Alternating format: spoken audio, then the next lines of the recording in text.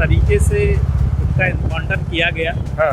क्योंकि पुलिस ने खुद इस बात को कहा था कि वो मानसिक रूप से बीमार, पुलिसकर्मी या थाना अध्यक्ष थे वहाँ के, उनको तत्काल प्रभाव से सस्पेंड कर दिया गया है। तो कल को फिर नौकरी पे आ जाएंगे, फिर किसी को एनकाउंटर गलत कर देंगे। अब यहाँ पे जांच का विषय ये है कि जब उन्होंने सरेंडर कर दिया रघुभूषण तिवारी जी को, तो उसके ऊपर गोली किसने चलाई? काउंटर अगर है कि भाई विकल्प है इनकाउंटर, तो कोर्ट में ताला लग जाना चाहिए। ही चिंताजनक है और इसके खिलाफ संज्ञान लेकर कार्रवाई निश्चित तौर पर होनी चाहिए। नमस्कार, द इंडिया टॉक देख रहे हैं आप और मेरा नाम शशांक पांडे है। जैसा कि हमने कहा था कि हम पटना की सड़कों पर चलते हुए बात करेंगे, क्योंकि पटना की सड़कें बहुत खूबसूरत है।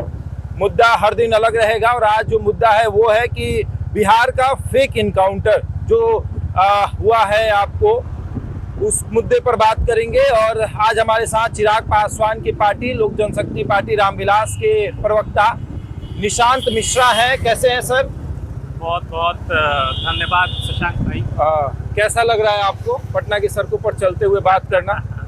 निश्चित तौर पर आप तो देख ही रहे हैं, ये एनडीए की सरकार है जी, और हमारा जो डेवलपमेंट है, आदरणीय नीतीश कुमार ने जब से बिहार की गद्दी संभाला और जिस तरीके से बिहार उनको मिला था जी, और आज हम लोग जिस बिहार में चल रहे हैं, ये रोड, ये सड़कें, ये हाईवे देखिए कितना खूबसूरत लगता है। शशांक भाई, हमारे कुछ सीनियर लोग थे, वो काफी दिन बाद पटना लौटे थे और हम लोग अभी लगभग हड़ताली मोड़ के नीचे हैं जी। वो लोग हड़ताली मोड़ पर आकर अचंभित थे कि अरे ये वही जगह है। अच्छा, कंफ्यूज हो गए। तो चलिए, विकसित बिहार की तो आपने बहुत बात कर ली। अब एक जो ये बिहार, जो नया बिहार बन रहा है सम्राट चौधरी की सरकार में, आपका भी, आपके पार्टी का भी योगदान है और आपके पार्टी के विधायक जिस क्षेत्र से हैं वहां पर एक इनकाउंटर हुआ है भरत तिवारी का, नाम तो सुना होगा आपने। एक फर्जी इनकाउंटर, उसे कैसे आप देख रहे हैं?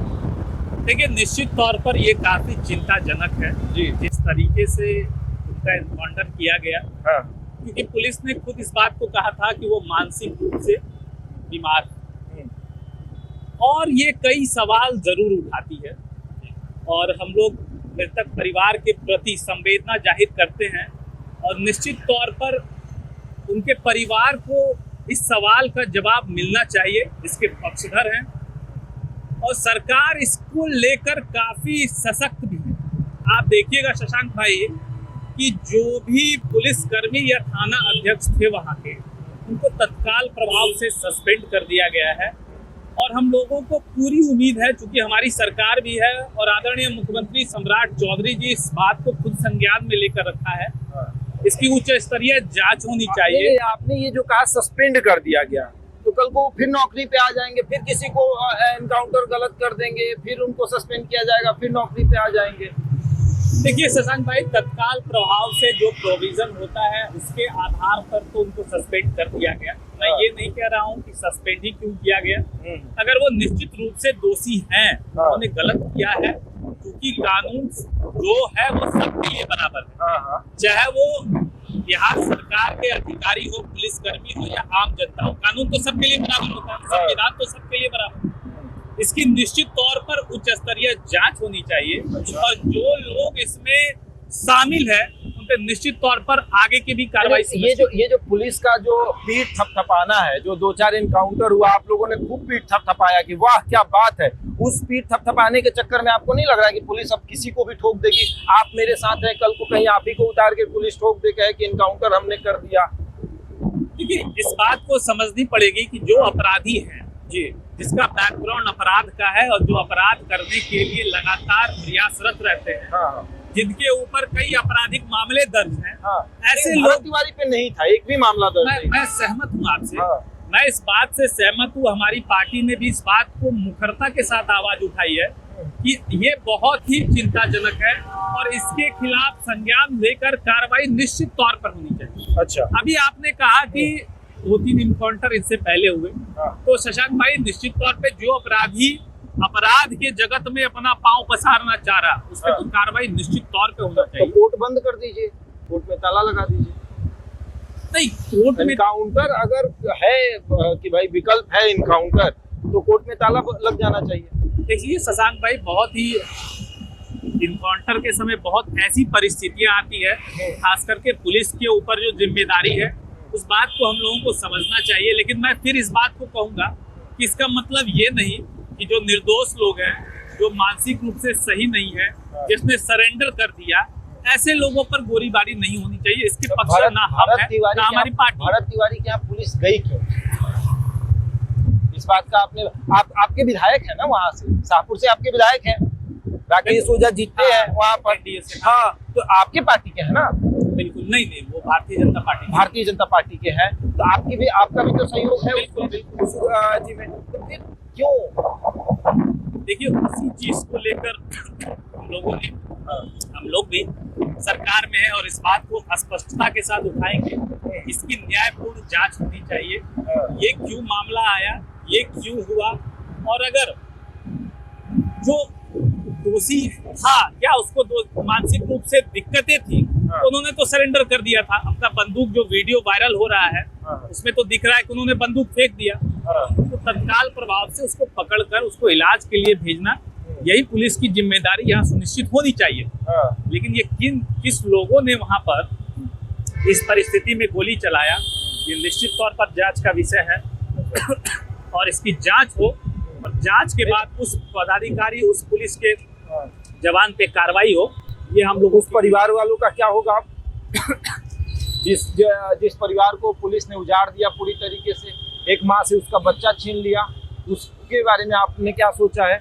वो परिवार का अब कैसे चलेगा गुजारा? निश्चित तौर पर उसके परिवार के लिए भी हम लोग संवेदना व्यक्त करते हैं। हाँ, संवेदना से हो जाएगा। और सरकार इसके लिए बहुत स्पष्टता के साथ तत्पर है। हाँ, जो भी इसमें संवेदना एक मतलब एक शब्द राजनीति में एक ऐसा शब्द है संवेदना। ये ऐसा शब्द है कि किसी को जान से मार दिया जाए और कहा जाए कि संवेदना हमारा उनके साथ है। ऐसा नहीं लगता कि ये बहुत ऐसा वर्ड हो गया है कि जब किसी को मौत के घाट उतार दो और कहो कि संवेदना है? ये सही नहीं है। ये रवैया एनडीए की सरकार, जहाँ एक तरफ कहा गया कि एनडीए की ये जो नई पारी है 202 विधायकों का समर्थन आपको प्राप्त है, और आपको नहीं लगता कि जब इतना समर्थन प्राप्त हो तो सरकार को एक विनम्र भाव से सरकार चलाना चाहिए? देखिए, इस बात को तो हम लोग स्पष्ट रूप से स्वीकार कर ही रहे हैं कि हमारा संकल्प है, जो हमने वादा किया उसको पूरा करने। हाँ। लेकिन शशांक भाई, जब आप एक सिस्टम लेकर चलते हो उसमें कई तरह के लोग होते हैं। अब यहाँ पे जांच का विषय ये है कि जब उन्होंने सरेंडर कर दिया भूषण तिवारी जी, तो उसके ऊपर गोली किसने चलाई, क्यों चलाई, क्या था, ये बात जांच का विषय है। सरकार इसमें जांच कराएगी उच्च स्तरीय, इसमें भी कहीं कोई परहेज नहीं है। और जिसने गोली चलाई है या जिसका भी नेतृत्व था उसके ऊपर हमने कार्रवाई भी की। अब यहाँ पे मैं सिर्फ इतना ही कहना चाहूंगा कि थोड़ा सा धैर्य बनाने की जरूरत है। जो भी निर्दोषपूर्ण फैसला होगा भरत भूषण तिवारी जी के ऊपर, जो गलत तरीके से फायरिंग की गई है, उसकी जांच की पुष्टि होने के बाद निश्चित तौर पर चाहे उनके परिवार को न्याय भी मिलेगा और उनके परिवार के लिए सरकार निश्चित तौर पर सोचित न्याय मिलेगा। बिल्कुल न्याय मिलेगा। उम्मीद है आपकी सरकार से, उम्मीद रखा जाए कि न्याय आप देखिए ना, एनडीए की सरकार विगत 20 साल से ऊपर हो गया है लगभग। हाँ। आप देखिए कि यहाँ पे सिर्फ और सिर्फ न्याय के साथ ही विकास होगा। न्याय बिल्कुल होगा। हाँ। यहाँ पे जो भी लोग हैं, बिहार की जनता के लिए हम लोग समर्पित है, और बिहार की जनता के साथ कुछ गलत होगा तो सरकार पुरजोर तरीके से उनके साथ। तो आपकी पार्टी के राष्ट्रीय अध्यक्ष जाएंगे वहाँ पे मुलाकात करने? बिल्कुल, हमारे नेता ने तो इस बात को बहुत संज्ञान लिया है। उन्होंने फोन कॉल पे पार्टी के उच्च पदाधिकारियों से बात भी की है। इसके बारे में विस्तृत जानकारी भी ली है। हमारे पार्टी के सोशल मीडिया हैंडल से भी इसको लेकर संवेदना जाहिर हुआ। राष्ट्रीय अध्यक्ष खुद इस मामले को मॉनिटरिंग कर रहे हैं, देख रहे हैं, और आने वाले समय में मृतक परिवार से भी वो मिलने जा सकते हैं। अच्छा, एक अंतिम सवाल है, ब्राह्मण सुरक्षित नहीं लगता है? वहाँ के विधायक ब्राह्मण, भारतीय जनता पार्टी को कहा जाता है कि ब्राह्मणों का मतलब एक संरक्षण देने वाली पार्टी है, और उस पार्टी की सरकार है। वहाँ पर आसपास के इलाकों में ब्राह्मण भूमिहार विधायक हैं, फिर भी एक ब्राह्मण को निहत्थे गोली मार दिया गया और कह दिया गया कि भाई बहुत बड़ा बदमाश था, क्रिमिनल था, जबकि एक भी क्रिमिनल केस नहीं है उस पर, एक भी कोई FIR दर्ज नहीं है उसके ऊपर।